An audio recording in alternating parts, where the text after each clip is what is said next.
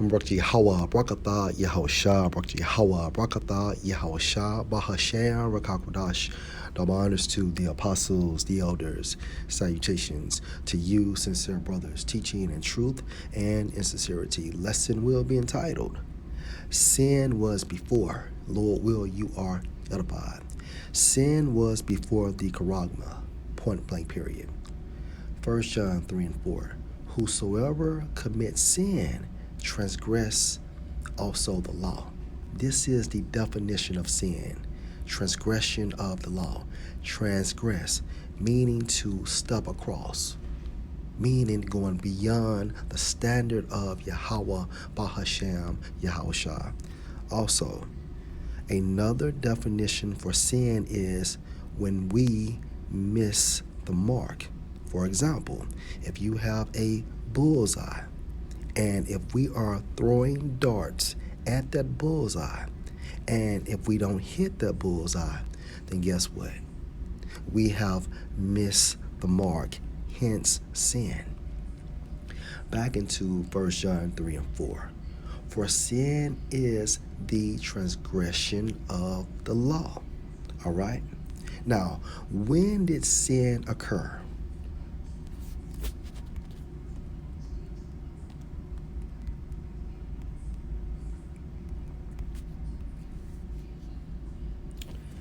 Romans 5 and 14. Nevertheless, death reigned from Adam to Moses, even over them that had not sinned, after the similitude of Adam's transgression, who is the figure of him that was to come. Now, the figure of him that was to come is referring to Yahushua, which further proves that Yahushua was Adam through the process of reincarnation. But the point is, Adam sinned, okay? Eve accepted another philosophy outside of the standard of Yahweh, Bahashem, Yahushua, okay? So Eve was really the first to go off. She sinned. And then she brought this lifestyle to Adam. Now, the reason why Adam, okay, gets credit first for sinning is because a man is over the woman, okay? Adam was over Eve. Adam is Eve's cornerstone, meaning her leader, all right? But the point is, right, that sin was before the charagma. Now, the charagma is a sin, okay? Point blank period. And it's a sin worthy of death, all right? But sin occurred way before the inception of the charagma, spoken of in Revelation 13 and 16. And also, if we are going to be specific, okay, spiritual fornication was the first sin. All right? Now, let's go to 2nd Ezra, chapter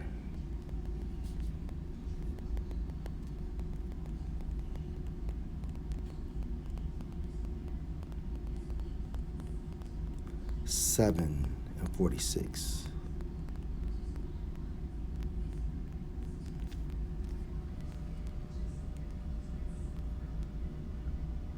I answered, then it said, this is my first and last saying, that it had been better not to have given the earth unto Adam, or else when it was given, to have restrained him from sinning, committing spiritual fornication, okay, way before the inception of the charagma.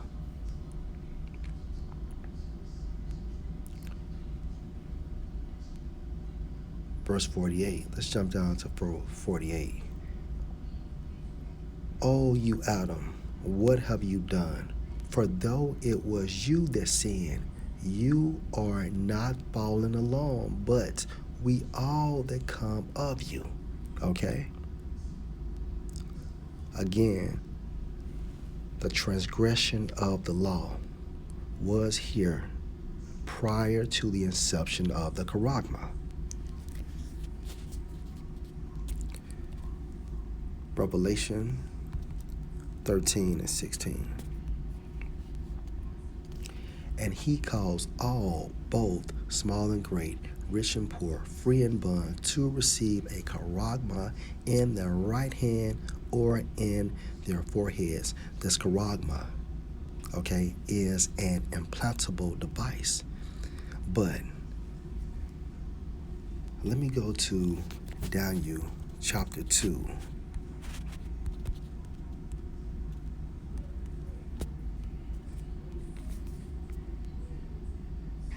And verse 31. You, O king, saw and behold a great image. This great image, whose brightness was excellent, stood before you, and the form thereof was terrible. Now this is Daniel speaking to Nebuchadnezzar. Verse 32, the image's head was of fine gold, which is a representation of the Babylonian Empire. His breast and his arms of silver, which is a representation of the Median Persian Empire.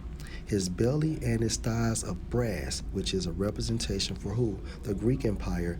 His legs of iron and his feet part of iron and part of clay. Now, iron is a representation for the pagan Rome Empire.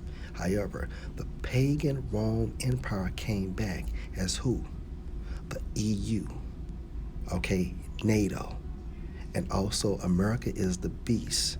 So like America is the whore that rides this beast. Okay, so we can include America. Now the point is, you cannot have Revelation 13 and 16 without having Nebuchadnezzar's dream. You can't get around it. Again, sin was before the inception of the charagma. Lord will, you are edified. Shalom.